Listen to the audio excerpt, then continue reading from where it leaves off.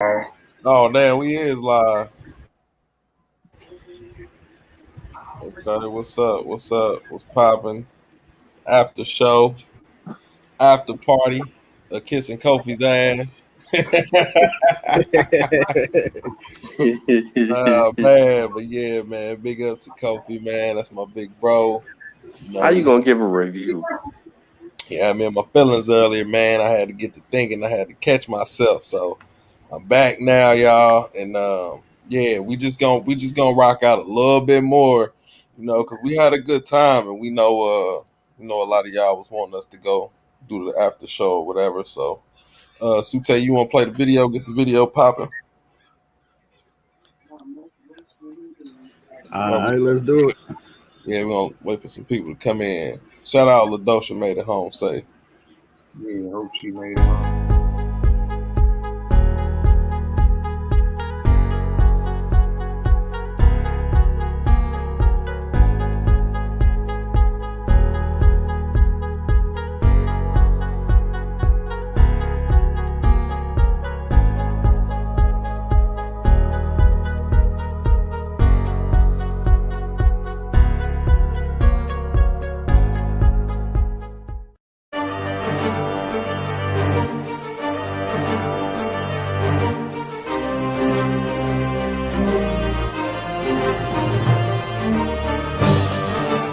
Log in to KofiPaisaTV.com and get Spears of the Mossy Volume 1 by Kofi Paisa Research Team, from Spears the Pen Volume 2 by Kofi Paisa Research Team, Spiritual Combat Volume 3 by Kofi Paisa Research Team, One Night Before Bed by Any Haret Shun Calfunny, Kalawa's Trip to the Motherland by Kofi Paisa, From Cocaine to Consciousness by Any Haret Shun Calfunny, As I Learned, We All Learn by Kofi Paisa. Also, if you want fresh merch, go to our online store, Family Connect Apparel, and get all the brands. Also, get our 54 deck of quiz and educational cards available now on KofiPaisaTV.com.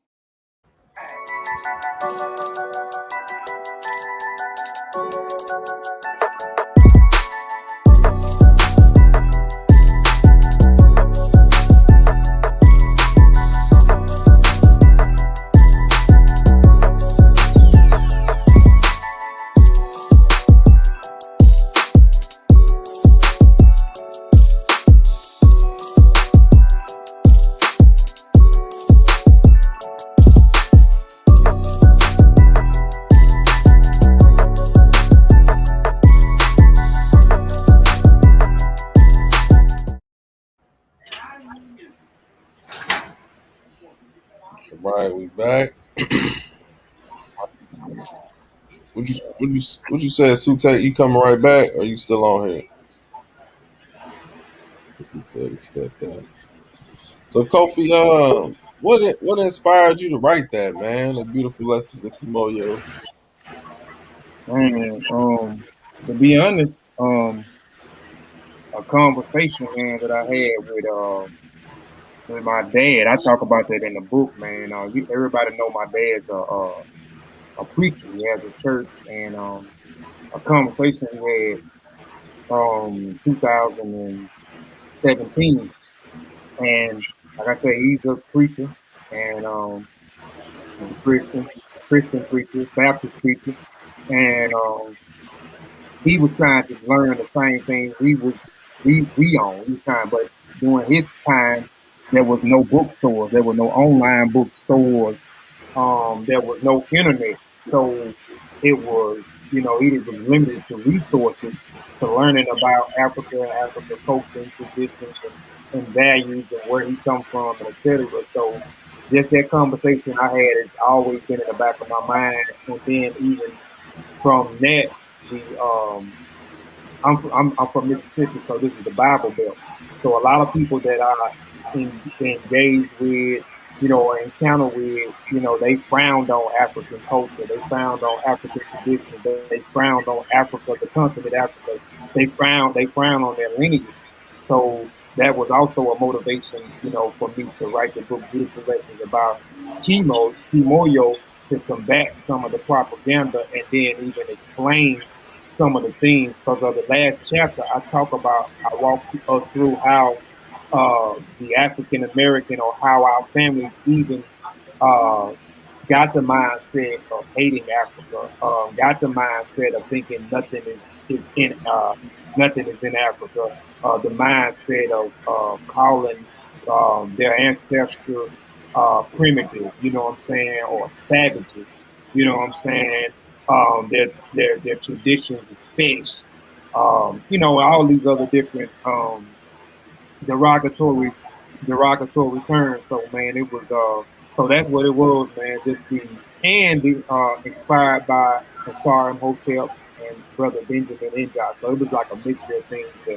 The conversation I had with my dad, and really the conversation with my dad, because I'm like, I can't let people like my dad, even now with the resources that we have, people still don't know where to start out at. So if I can create a book, you know what I'm saying, where I can put everything all in one, put all the elements in one thing to break it down and simplify it for people, maybe we can combat some of the propaganda and some of the misinformation about our culture and our traditions, and people can have a better perspective of their lineage and African culture, and kind of maybe start to be proud of Africa, start to look into to Africa, you know what I'm saying, and look into their traditions and customs, and even find out, you know, where they come from. Okay.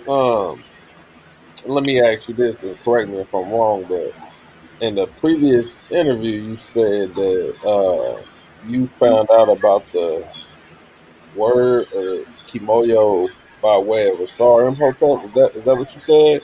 Yeah, by the way of Asar Hotel. Yeah, break that down, because Asar, man, I love Asar, man. Asar is yeah, well, y'all know, man. Asar is he the top notch dude, man. He the creme de la creme, and a lot of the stuff we do stem from him. You know, so Right. talk about that, because that's something I didn't even know, Kofi. So Yeah. talk Well, about that. yeah, he actually, this is a book here, man. I know Sean's probably gonna get mad at me, but I don't care. This is actually, I got two books.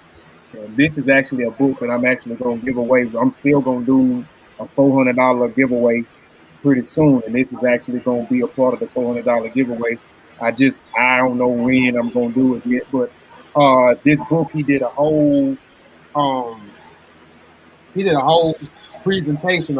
I think he went every week where he did like chapter for chapter in the book.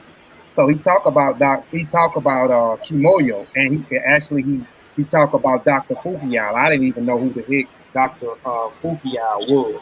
So um, you know, the presentation that he had, so he broke down Kimoyo, and the explanation of him breaking down Kimoyo, and he was sourcing his information from Dr. Fukuyama. So he told me about this book, and then he sent me his dissertation, digging it. I forgot the name of his dissertation. So he sent me Dr. Fukuyama's dissertation, and he told me about this book here. So I started to look in to see who Dr. Fukuyama was, and then just started to investigate a little bit more about Kimoyo. But but brother started talking about Kimoyo, like I said, it started resonating with me, and it started resonating with me because I didn't, you know, he wanted to change the whole perspective. This is what Asar was saying. We need to start calling the traditions Kimoyo. So, and everybody know that I have contentions with the word African spirituality. I have a contention with the word African traditional religion. And so I thought this would be the best thing. You know, Kimoyo describes the totality of what African traditions are. All majority of the African ethnic groups, they believe that, you know, we are a part of everything, and the spirit exists in everything. When we talk of Kimoyo, means vital power. So Africans believe that everything has a spirit, or everything has energy. They believe everything lives. I talk about the tree, you know what I'm saying, and they believe that the tree lives. The tree possesses spirit, or the tree possess energy. Rocks possess energy or have a spirit, so everything is connected. And how he broke down animism. And I talk about that chapter 1, I talk about the derogatory terms, how the anthropologists came, how the anthropologists and foreign investigators and theorists comes into investigators come into Africa, and they see certain things, and then they started saying that this is animism, because they started seeing that the Africans believe that the tree has a spirit, the rock has a spirit, the mountain has a spirit, the grass has a spirit, or energy. And then they started to see them with those animals, you know what I'm saying, and how animals became deified. Animals were the totality, because in Western perspective, the creator is outside of his creation, but in African traditions, the creator or the deity of God is a part of his creation. So we are part of the all in all. The creator is not outside of it. So I mean, just those things that I kind of already knew, and then some of the stuff that he was breaking down with Kimoyo. So I was like, man, that's what we gonna start calling. So Ben started pushing Kimoyo. I started pushing Kimoyo, and then I was like, if I put a book out, I want to put a book out, and I want to put out a book with Kimoyo in there and explain Kimoyo and introduce more people to Dr. Fukuyama, like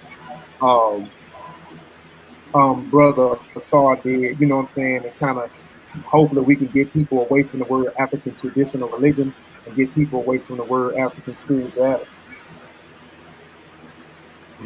Yeah, I definitely hear Sar always talking about Dr. Fukuyama. That's one of the people I definitely hear him talk about all the time. So I'm excited about the book. I'm gonna have to hit that cash up and get my copies ASAP. So I'll be sending over an invoice so I can get my better understanding of what Kimoyo is, because I don't know what it is. I didn't know about it either. So yeah, I'm excited about it. Yeah, man. Oh Yeah. man, you know what it is. You know exactly what it is. It's just that you know we're framing the argument from an African perspective. Yep. Um, when we talk about the culture, we talk about the traditions, we talk about the rituals. When we go in and for instance, when we go in and we talk about the different elements of, the Yoruba, the Wolof, the Siri, the Akan, right? When we talk about, for instance, the controversial topic of female circumcision, when you talk about the elders, the ancestors, the drum, the song, the dance, all of the cultural elements, they're not separated. They're one. The identity of a full body of uh, who someone is in African culture.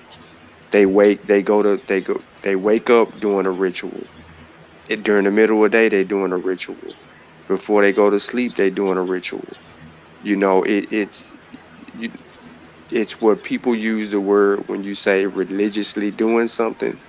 These people are religiously doing something consistently every day. It's not all right, only on Sundays, only on Fridays, only on Saturdays, maybe Bible study on Wednesday. It's none of that. This is every day. You know what I mean? The feeding the altars, um, commemorating the altar, uh, keeping a legacy or something like that open. Like you know what it is. It's just the framework of this word just being interjected, where a more a more undetailed version of the word that's not centered in Africanness has been projected on it. So I think Ben, I was having this conversation with Ben before. Ben, he says he uses spirituality as an identifier, a marker, but not what uh, because that's the only thing African Americans can really say, look to. So now with the injection of Kimoyo, the hopes is to, recenter the conversation into that type of mindset, because it's really just the African Americans that are pushing this whole spirituality thing anyway. Yep.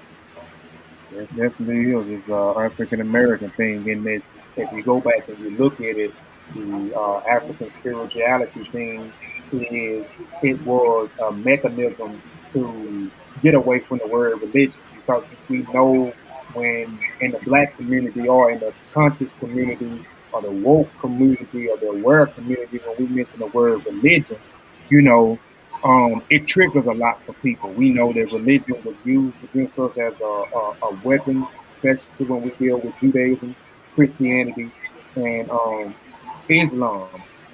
We know that it was used, it was sanctioned for enslaving Africans that didn't follow this particular Western religion, Christianity, Judaism, or Islam. So it's a mechanism where it triggers a lot of things. So I understand why. So the African American use the term to get away from the word religion. And even when we go back to the word religion, the Western scholars Western scholars did not even resort to African traditions or what we call kimoyo as a religion. You know what I'm saying? Again, they talk down on, and they didn't understand like certain things that they seen, so they talk down on those traditions and things that the different African ethnic groups did.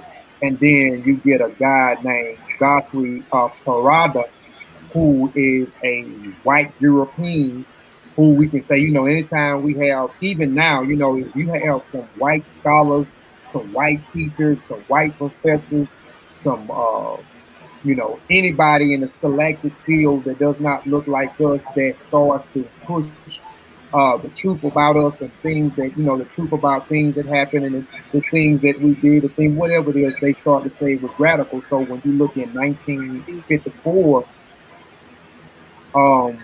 you get Western, whereas it wasn't from Godfrey Parada, there would be no African traditional religion. So even on the continent, African traditional religion, that's what they call some of their traditions over there, African traditional religion. And that was spun by a white European who was being radical in 1954, who also was a professor, who also was a teacher, who also taught at a university in London. And from from from him getting the word, or for him getting Western society to accept African traditions as a religion, but they still wanted to keep it separate, in a way, because they said that's what religion. So, but they still wanted to keep it separate. So he coined the phrase African traditional religion in 1954. So that term comes from a white professor from London. Again, his name is Godfrey Parada, if I'm pronouncing his last name right. And then you get, if you read Yeah, it's in the book.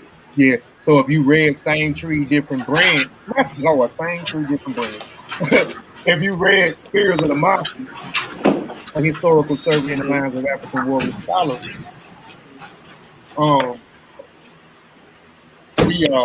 I dedicate my chapter to John Mbiti. So John Mbiti was another individual who took on the ranks of African traditional religion. John Mbiti was the one who also was behind this white European radical who got African African traditions, kimoyo, accepted by his white counterparts, by Western scholars. So he coined the phrase African traditional religion.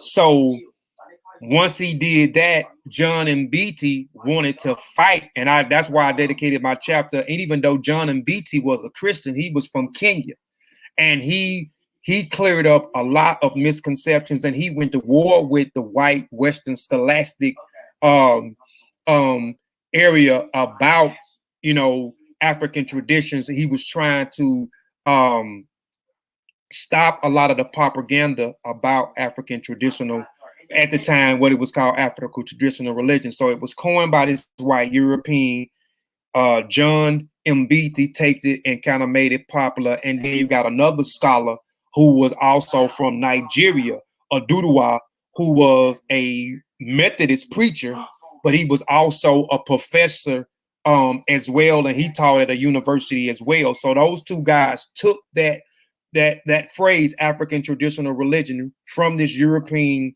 uh, professor, teacher, whatever you want to call him, and a radical, white radical, and they took it and ran with it. And now in Africa, even today, they still say that their traditions are called African traditional religions. I talked to two people maybe a year or two ago when I was putting together an article, a brother from Ghana and a brother from what's the name, and they say yes, they do call it over there African traditional religion. So I just wanted to get away from that African traditional religion because it wasn't coined and it wasn't thought out by us, but I know why this radical white European was trying to do what he was doing, and then I appreciate John Mbiti and Oduduwa coming behind him and then making Western scholars recognize and clear up a lot of the confusion that these foreign investigators, these anthropologists and other people who came into Africa. So, but I just,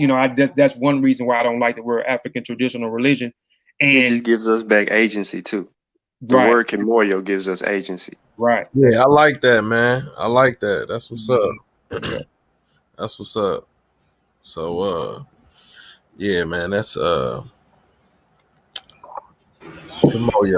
I like that, man. So we scrapping African. And he got a also before you go, he got a question in the chat. But go ahead, you said we scrapping African tradition. Yeah. No, I was just piggybacking off what y'all was saying. We could deal with the question. He says, how long did it take you to write and research, bro? And again, congrats, Brody.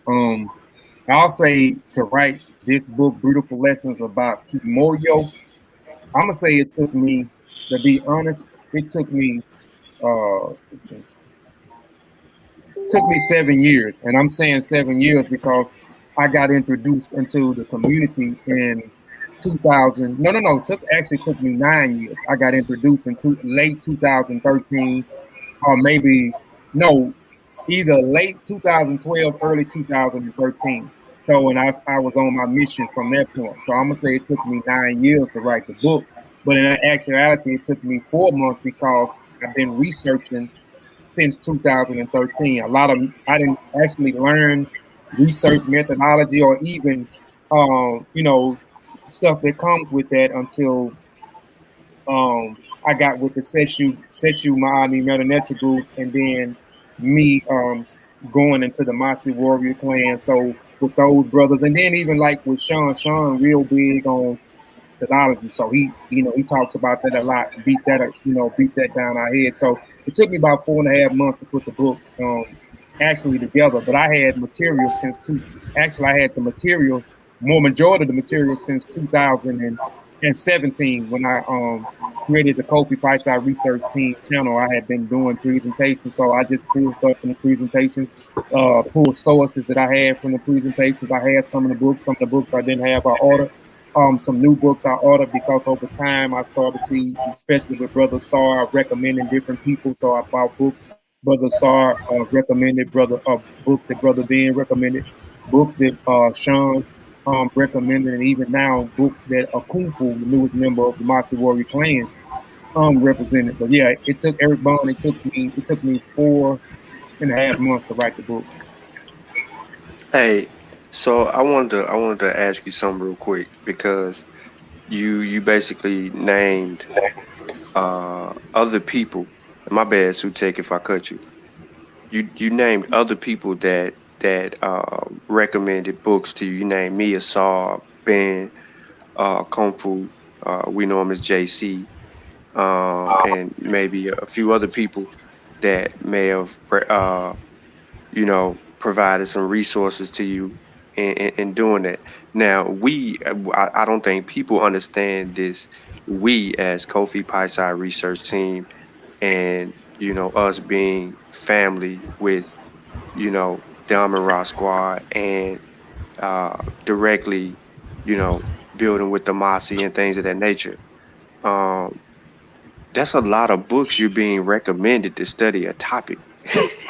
I forgot about brother too. Yeah. So I don't think that people, and this gonna go lead to my question.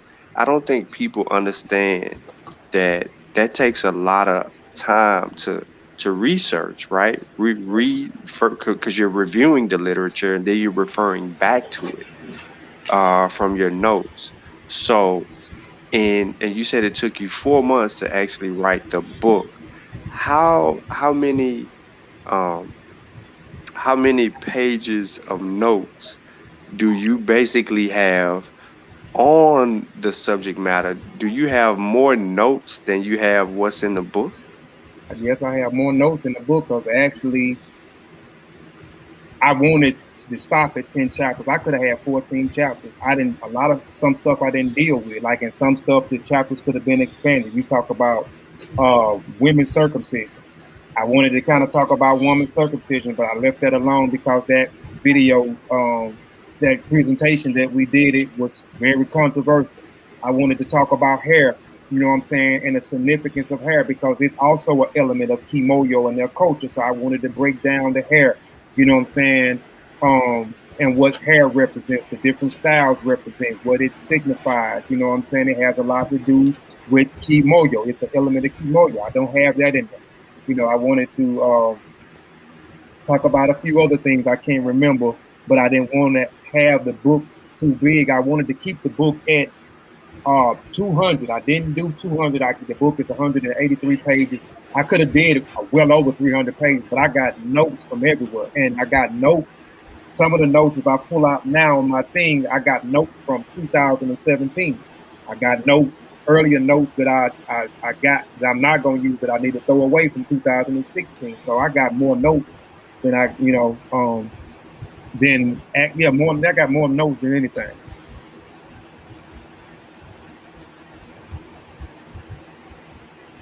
I think Brother Sutek, I think you could we can't hear you if you're talking. Nah, I ain't say nothing. I was finishing sharing the show. Okay. Okay, so Kofi. Now you mentioned that methodology is very important, right? You said that I kind of talk about it a lot, and I think that the reason that I talk about it so much so is because the errors that we make going into trying to make sure that we're mastering what it is that we're trying to do before we get it out to people. And sometimes I used to be, I would post something that I have some errors on it, and then I would have to clean it up, right? Yeah. So like in the original session, right? Yeah. You got Hush Your Mouth in the chat. You seen Jehudi today. You know what I mean? You have you have members, right, that were a part of that journey. And I think that drilling, that owning it, that ability to not be afraid to make a mistake helped really all of us, because September would always say, Sean gonna make us pull out the stick. You feel all the time, right? He didn't say it a lot, and then he used to say it more than he I don't say it. I late. don't gotta say it as much as I used to. It's been a while since I said it. I don't retire the stick to try and step this game up. I put the stick on the wall, Sean. Yeah, man. So I think that process, like what the average person, they don't get that experience, right? They don't get to go through the rigorous studies, or the element of critique, or you know what I mean? Nah, bro, you need to do this over. You know what I mean? Like that could break most people. They'll be like, man, F this. You know what I mean? And move on from that. But I think that that process of being able to have peers that can critique your immediate thought or your immediate conclusion on the spot, does that not make you a better researcher? Oh yes, most definitely, man. Most definitely, you need a team. Can't nobody do anything by yourself, and anyone shouldn't take offense with somebody critiquing your information. To me, it only makes you better. The only thing that I say I have an issue with is like I don't mind people coming to me and saying I got this because I don't confess to be um perfect. You know what I'm saying? I try to be accurate as possible. We are human and we make mistakes. We make mistakes at times. And it's good for somebody to come through us and say, hey, bro, what you ever looked at this, man? I don't think, okay, this is outdated, or, they didn't quite have that right, or there was some new findings, or there was some new information, or there was some new scientific development, you know what I'm saying? So I don't mind that, you know what I'm saying? So it's good for people to critique, and it's good to have a team, because even with me going into this book, I hit, you know what I'm saying, in the chat, Sutek, Sean, hey, what man, this, that, and third. They tell me, no, this, that, third, Ben. I call Ben, man, what do I need? I do, is this right, bro? You know what I'm saying? Is that? Nah, he tell me to stay away from that. Hey, go buy this, you know what I'm saying? And I had to go buy some books and read these books that he recommended, you know what I'm saying? So it's good when you're doing things and you got a team to, ask, certain things, you know what I'm saying, or present some of your, your work to your peers, and, and see what your peers thinks, and, you know what I'm saying. So it's very important, man. It's very important to have a team around you, and no one should again take offense for somebody critiquing their information. Like I said, as long as they doing it with taste, as long as they doing it respectful, you shouldn't have an issue with that. But I noticed in this so-called conscious community that a lot of people take offense to people critiquing their information, and after they critique their information, even when they're being tasteful and respectful about it, people still have an issue, and then they push the buttons where now they want to talk, stuff about you, or they want to disrespect you, or bring your family into it and disrespect your family because you're critiquing some information that they may have, especially when you writing something, or you're publishing something, or you're publishing an article, or a journal, or you're going live and presenting information.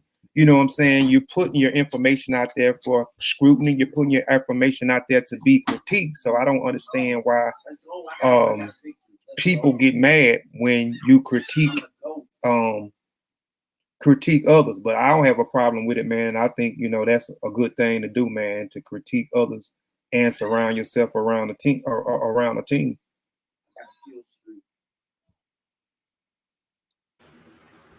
It's egocentricity.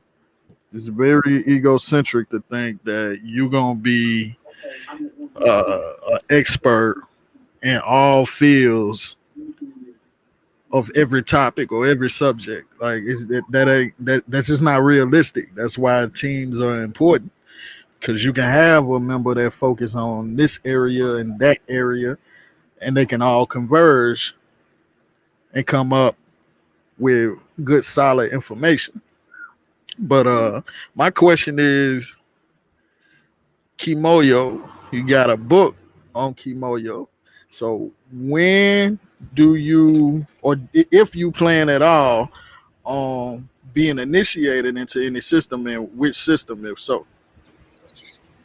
Man, to be honest, if I would, it would be, at first it was a Shay.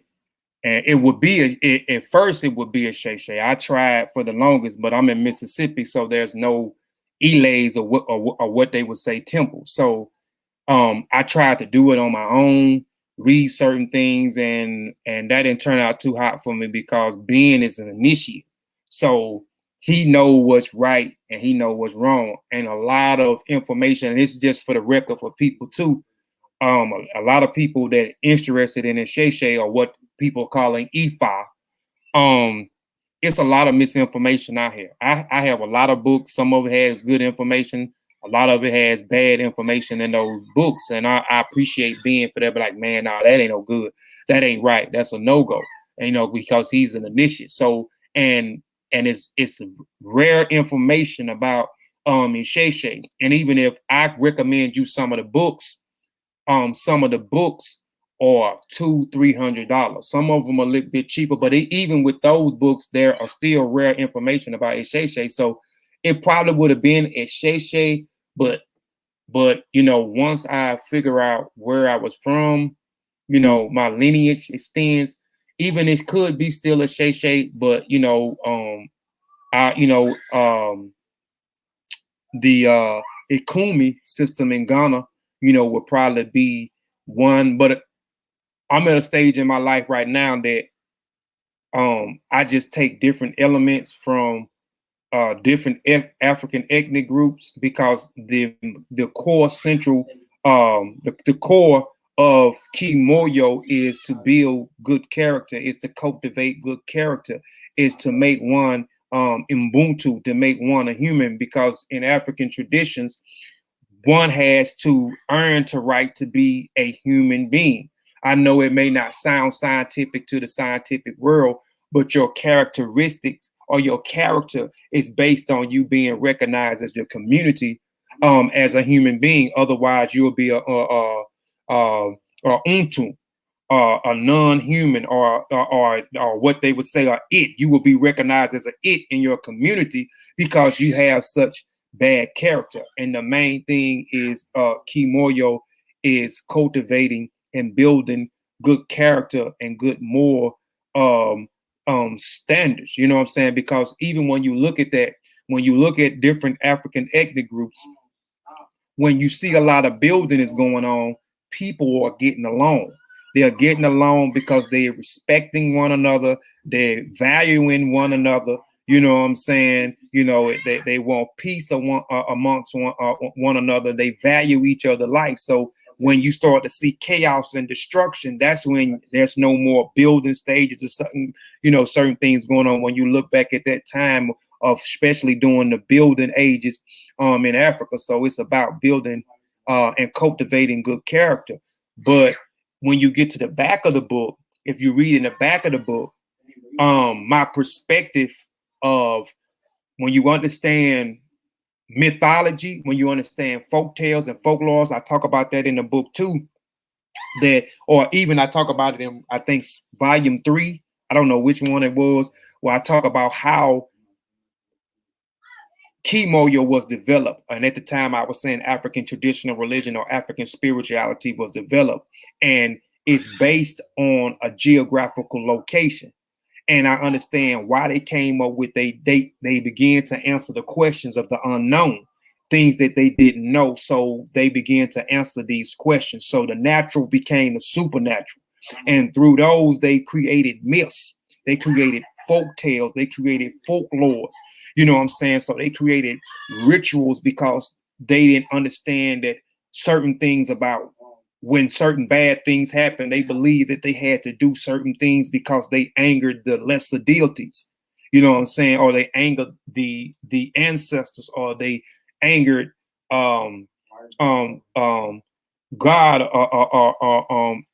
the supreme deity, or whatever. So by me studying those different things and understanding that the different geographical locations came up with certain elements and things to answer some of the questions, and a lot of those things rooted, you know what I'm saying, in good things.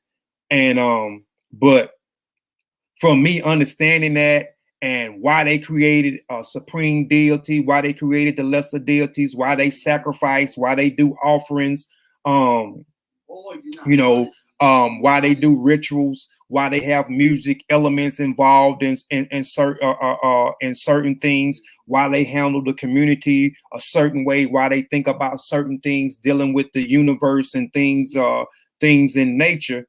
It kind of changed my perspective. Like, I don't have to be a part or be initiated. I'm just speaking for me, initiated into Kimoyo, you know what I'm saying, or what people may know. I'm gonna use the word, which like I said, I don't like to use the word African traditional religion, but African spirituality, but I'll just use it for the concept until we get, I mean, right now until we get people in the thing of, you know, claiming Kimoyo and getting away from these terms, these other terms, and through that, I became an agnostic, and an agnostic is a soft atheist. I'm not a full blown atheist.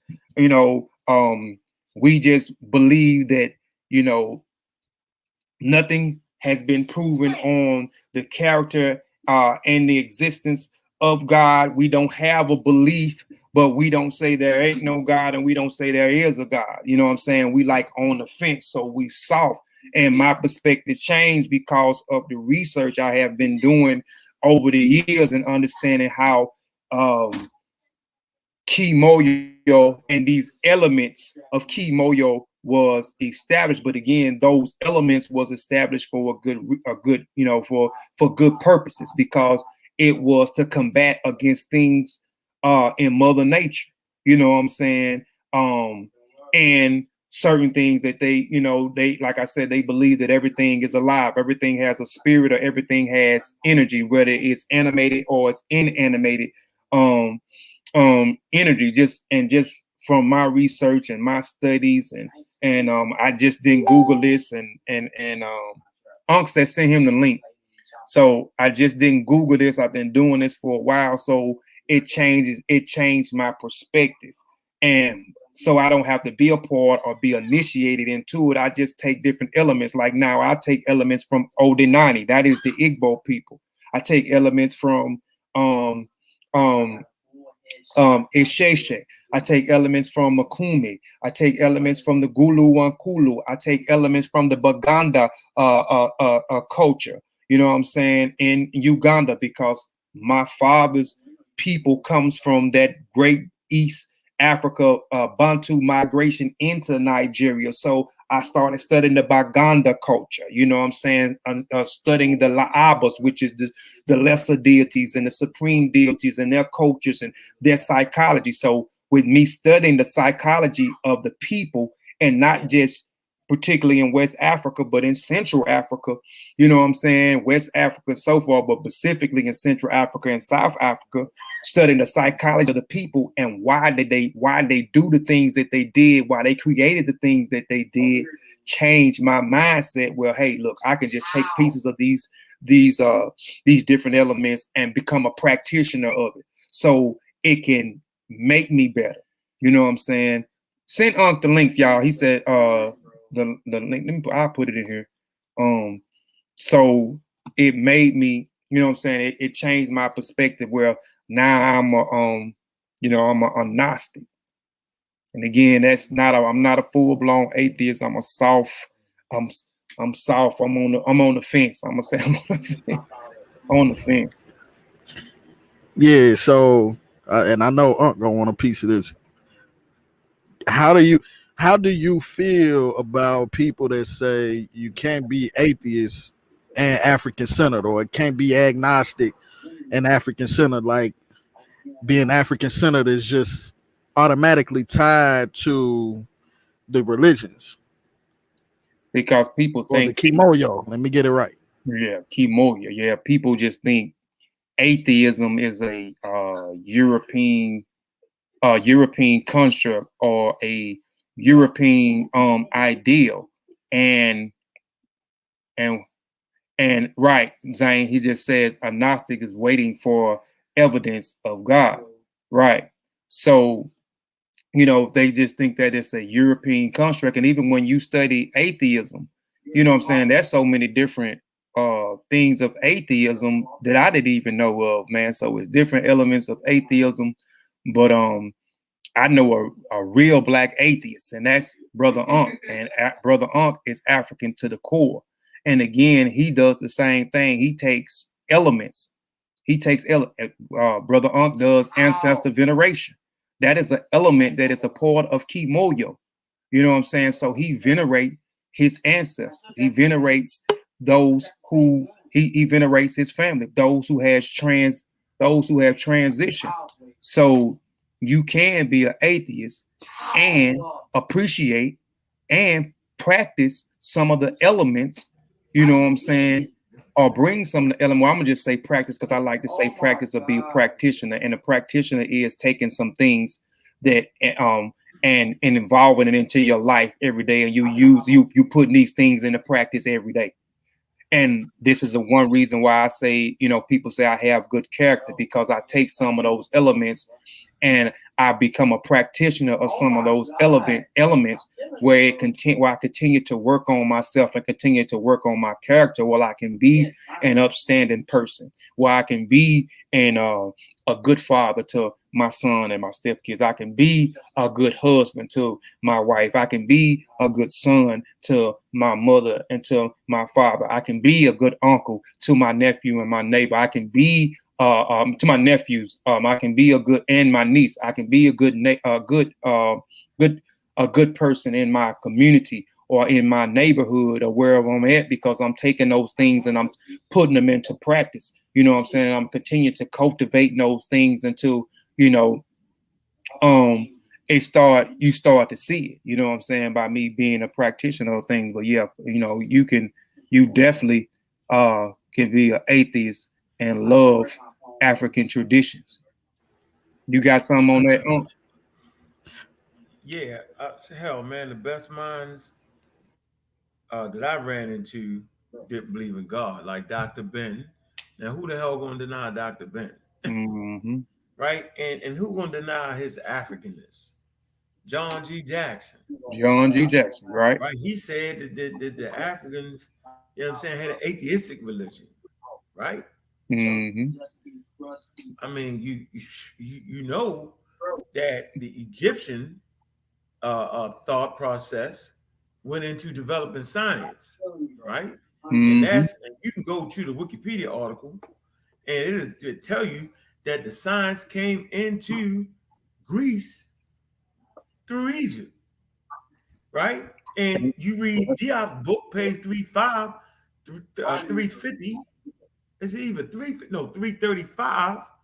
And he clearly tell you that when the Greek philosophers was bringing in ideas from Egypt, right? They was saying, man, y'all non-believers, y'all atheists, okay? And because the institutions in Egypt was far ahead of the Greek institutions. And so they was punishing people for thinking outside the box. Yep. Right? Punishing them. Look, murdering them, enslaving them, or throwing them out the country. So the Greek philosophers, you know what I'm saying, one by one, right? They was being banned from the country. What was they being banned for? Because they was bringing in them ideas they had got from Egypt, Babylonian, different spots.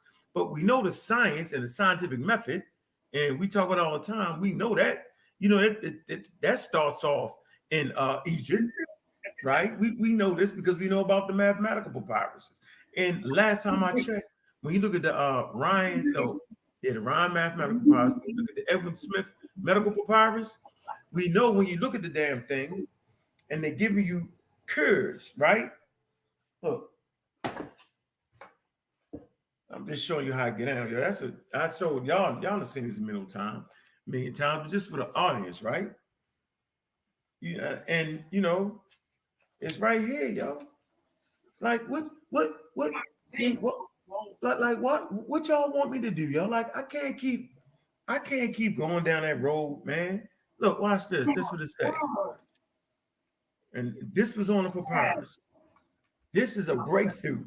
Yep, whether y'all realize or not, this is actually a breakthrough for humans in the goddamn Iron Age, yo. Watch this. It says the Edwin Smith papyrus written in ancient Egyptian script, 1900 to 1600, is the earliest known medical literature. Now watch this. This is the part that's really important. What does it consist of? It consists of 48 case histories, right? It describes the conditions, the diagnosis, and the treatment in a rational and systematic way. Ain't no spells on that. Ain't no gods on that. So right there, you see our ancestors, no matter what y'all say, right? Trying to separate they gods, they deities, yeah, you feel me? And they spells, right? remember the Egyptians, man, they was I would say they was what you would call appeal to tradition or appeal to antiquity, because they felt like, if it was older, it was better. That's the way they seen it. So when the conscious community do all that, oh, this is better. I mean, I know where they get it from. You know what I'm saying? They get it from ancestors in Africa that felt like older was better. But that's okay. See, this is okay. See, human development takes time as far as developing science and different ways of thought, because we study ourselves and we learn ourselves. So right there in history, if I can make it clear, is where you start to see the Egyptians really start to see themselves and really start to apply thoughts, right, and ideas, and say, yo, I don't just want to apply a thought or idea. I want to test it. I want to see if it's right. But I can't say if it's right if I got an equation I can't test. Like I can't test a daggone spell. Right? I can't test a God. I can't. I need to see. No, I need to be able to say, this is this. This is the first time in history, and it tells you right in the Wikipedia article, the history of the quote unquote the method. It tell you they were starting to use empirical thinking and thought. So, being on here, we using empirical thought. That's not disrespecting our ancestors. Our ancestors never said that we had to see the world the way they see the world. They saw the world at about 3000 BCE, 1500 CE, or 1500 BCE. They seen the world that they lived in, and they would never expect us to see the world that they lived in. Because if we see the world that they lived in, then we ain't taking care of the world we live in. So some of the greatest thinkers I know, John Henry Clark, man, they wasn't believing in God, They just was back in the 50s, 60s, 70s, where you couldn't necessarily, they knew they would lose their audience if they said the word. So I just didn't care about that. So but the reality is, man, it's not even important. We don't even got to argue over, what you believe or how you believe. We need to talk about how do we get, information into print. Because I don't care what you believe, right? I'm just saying, just don't get in the way of pushing this knowledge forward. And then the racism, white supremacy. This is racism, white supremacy. All the Africans believed in God. No, you got African tribes, man, who just honor their ancestors, Like, how we just gonna forget about that? They ain't had no deities. Like you can look at the Bush people, right? And I know they got specific tribal names, man. Where they talk about the Mabuti pygmies, like they just simply said that the forest was their mother and their father. Like they deified the forest. This is where we get substance from. Okay, so Africans are very diverse in their genetic gene pool. Let's get that straight, right? Don't feed into everybody on the racism shit now. I ain't even gonna say their name, right? They on the racism shit where African look a certain way. We diverse. If we're not only diverse in the way we look, we diverse in our beliefs. So I mean, that's my smell on it, man. So everybody got to do the way they do, and maybe we'll come up with an African word to say you just don't believe that shit. I don't know. But it's better to know, man, than believe, man. And developing moral character has nothing to do with what you believe and how you act. So I mean, that's my smell on it. I mean, I can stand on mine and love the hell out of Africa. I just don't like when you say that ain't African. Wait a minute, I thought we was African. Ain't we African, Kofi? I can't hear you. My bad. I had Mike muted. I thought I was up. I said, yeah, we African. We African more than some of the other fools out here talking about they African, man. So can't Brother Ben bring African traditions forward and do what he do, and I do what I do, and ain't we and doesn't that make up the diversity of what Africa is, yo? Yep. And I respect what he do. Brother Ben respects science. Right. You ain't never heard him act like that. This could do this or that. You ain't never heard that man say that. Yep. Yeah. That it's almost like white people can be a Christian and go practice science and he dope. See? Yep, I'm dead. Right? They could do it. They could be a Christian Muslim and go practice science and be well respected and renowned. A black person practice a traditional thing. Oh, you mess with that science. Oh, you don't believe, brother? You be like, what? So man, people don't even realize that they actually promote the racism thing I mean, come on, yo, humans got a right to believe like they want to believe. But I do know for our community to move forward, you got to keep up. It's an arms race out there, Kofi. It's an arms race, bro, and we got to be prepared for that, man. And I just gotten tired of people telling me that I had to believe. I'm like, man, so for me, I don't believe at all that a guy could walk on water. You know what I'm saying, Kofi? I don't believe that God has a son that can walk on water. Because when everybody asks you believe in God, they really ask you, do you believe in Jesus Christ and his Father? Think about that, Kofi. They ain't asking you whether you believe in an African deity or not. That ain't what they ever asking you, bro. Even when they think they stick in conscience, they be like, yo, you're an atheist, yo. They ain't saying, yo, you're atheist to Africa. They ain't even said, they really saying, because they mind is still there and don't know it. They really saying, you don't believe in God. No, nigga, I don't believe a man can walk on water. No, I don't believe that God came to earth in human form. No, I don't.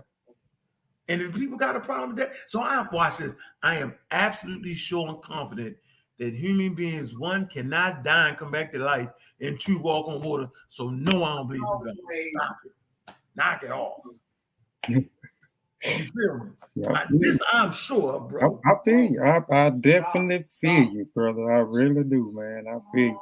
Sutek, you got anything else, man? I see Sean and Satipara done dropped off. I know it's shit ain't over there where you at, Unc. It's what time is it? It's 12:46 over there where you at. I know Sean over there outside of Georgia, and Sutek is over there. He not Sutek, Satipara. I know it's almost 1 o'clock over there where he at too.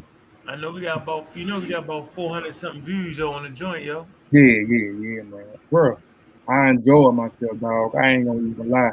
I didn't even know the time had got past until she started saying, like, I don't know, man. I enjoy myself, bro. Like I said, bro, I ain't gonna lie, man. I enjoy myself. I appreciate y'all, bro. I'm gonna keep saying it, man, till y'all get tired of me, bro. I appreciate y'all. Because you didn't have to do what you had to do. I mean, you didn't have to do what you did, man. You know, I asked, man, you was like, man, sure, we can do it. What's the date?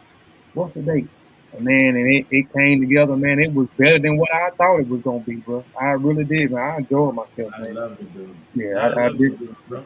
Yeah, I definitely appreciate it, man. Sutek, you got anything else, man? Nah, man, I ain't got nothing else. If we take on some more questions, we're gonna have to put you on Arthur's corner. Yeah. Yeah, I'm gonna have to take Sutek to battle with me one day, yo. See how you pan out, yo. Oh, he ready. He ready, man. I'm telling you, he did a good job. Let's get it.